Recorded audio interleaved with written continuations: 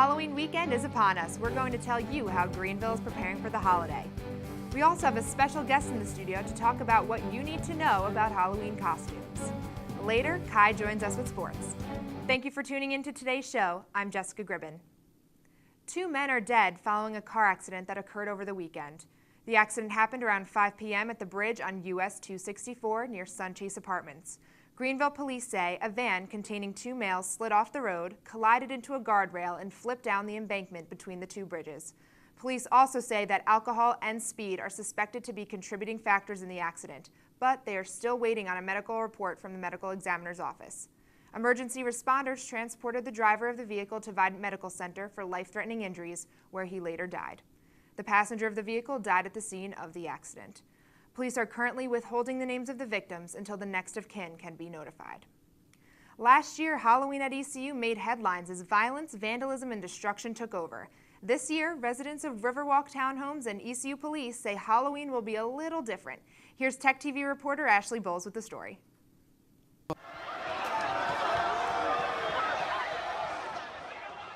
After last year's Halloween fiasco at Riverwalk, many new changes are going to be in effect for this coming weekend. Riverwalk resident Anthony Mulligan says he's already aware of some of the precautions in place. Every house got a posted flyer. It was basically noted that they were trying to do a zero tolerance policy with all of the houses. So essentially trying to keep the parties down to more of like 20 people or so. Police are more involved this year than ever, as Chris Sutton with the ECU Police Department released this statement. Staffing for ECU Police Department will increase beginning Thursday evening, and we will have additional officers working through Sunday evening, he says. Students and their guests have a significant role that they play in their safety, as well as choices they make. The statement continues, they must make every effort to maintain control of their decision-making faculties. Residents of Riverwalk are going to see a big change this year, as ECU police and other law enforcement around the Greenville area have big plans on how to contain the excitement for Halloween weekend. Whether going downtown or to a housing complex such as Riverwalk, ECU can expect to see a bigger police presence, and as Mulligan says, make sure nothing bad happens again. The search for a new chancellor is well underway. The ECU Chancellor Search Committee has selected a national firm to help with finding a replacement for Steve Ballard. Witt Kiefer was selected as a search firm to work with the committee. The firm was founded in 1969 and specializes in healthcare, higher education, life sciences, board services, and not-for-profit industries. With the search committee actively looking for another leader for ECU, one group on campus is feeling a little left out in the decision. ECU SGA passed a resolution Monday night demanding the SGA president, Mark Matulowicz, be included on the search committee for the next chancellor so students have representation in the decision. The SGA president did nominate a student for the search committee, so the committee does have student representation. We'll have more on this story at theeastcarolinian.com. Get your candy and your costumes ready because Halloween is almost here. TEC-TV reporter Caroline West is in the studio with a special guest to talk about how to be ready for the holiday. That's right, Halloween will be here in 2 days. Is your pumpkin carved? Is your candy bought? But most importantly, is your costume picked out? If you haven't gotten your costume or don't feel prepared at all, don't worry. ECU student and Halloween Express employee Allison Moore is with us now to talk about what you can do to be prepared for All Hallows Eve. So Allison, tell me about what you do at Halloween Express. Well, I walk around and I tell everybody, like, hello, I'm Allison, do you need any help today? And usually people will say yes or no, and then I'll help them pick out their costume. So how do you help someone pick out their costume? Well, I'll ask them if they have any ideas, what they want to be. If they don't have any ideas, I'll show them some of the popular costumes. If they have a very specific idea, I'll show them exactly what they want. And usually they're pretty happy about it. So what are some of the best styles and popular costumes this year? One very popular costume this year is the Sugar Skull Day of the Dead face. So a lot of people are wanting to come in and get their face painted, which is very easy, and then you can kind of make your own costume from there. Clowns are very, very popular in the boys this year too, and boys and men. And what do you say that people should stay away from when they do go to Halloween parties in terms of costumes?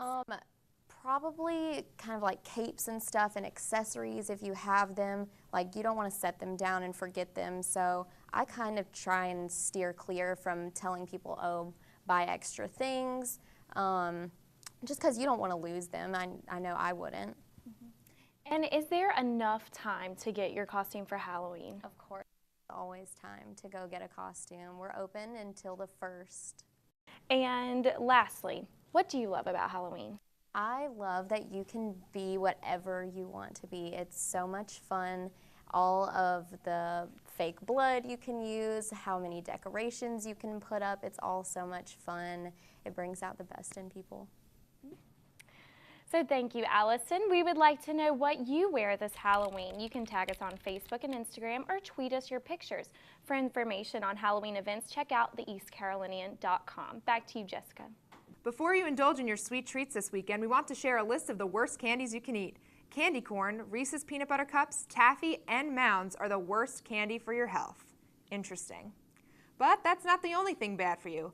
According to the World Health Organization, bacon and all processed meats, including hot dogs and ham, are a major cause of cancer. The organization analyzed decades of research and for the first time put processed meats in the same danger category as smoking or asbestos. Research by the Global Burden of Disease Project suggests that 34,000 cancer deaths per year worldwide are linked to diets heavy in processed meat. That compared with 1 million deaths a year linked to smoking, 600,000 a year to alcohol consumption, and 200,000 a year to air pollution. Well, from pigs to pigskin, Kai, tell us how Pirate football is doing. Well, Jessica, the Pirates' pigs are as good as cooked with this loss to Temple.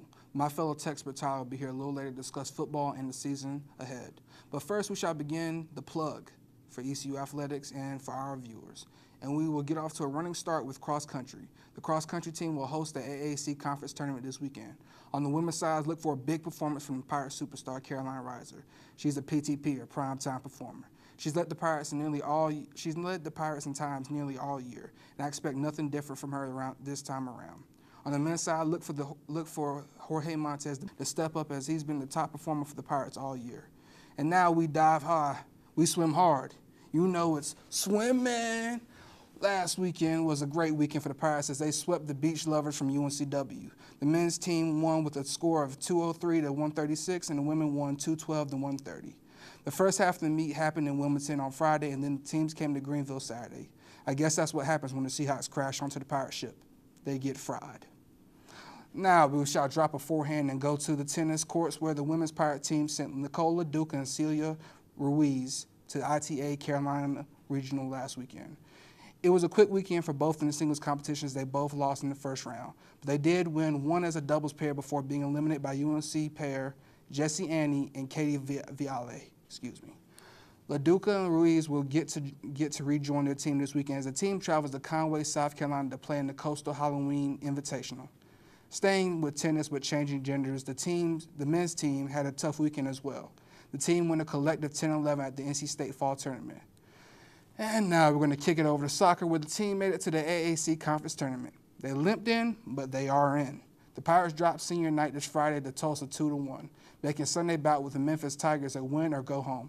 Well, stay home situation. The Pirates came out and got their first win since the 1st of October. The Pirates managed to make the AAC tournament will have to face the #1 seeded UConn Huskies. Well, isn't that convenient? We want a team that will have to play UConn to segue into football that also has to play UConn this week. I wonder who writes this stuff. All right, and now we're going to kick it on over to Tyler. Tell us about football, the Pirates football this year. So Tyler, this loss to Temple was pretty big.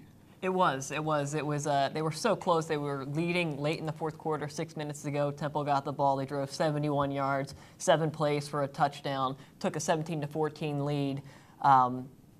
This game had conference implications. If they had won this, they would have controlled their own destiny en route to perhaps even playing in the conference championship. The conference championship has been the thing that they've been talking about all year. So how does it look for the conference championship now? Pretty much out of reach unless, barring a total meltdown from Temple, the Pirates are now 2 games behind them. They're going to need to win out if they want to have any chance of being the East Division's representative in the conference championship game.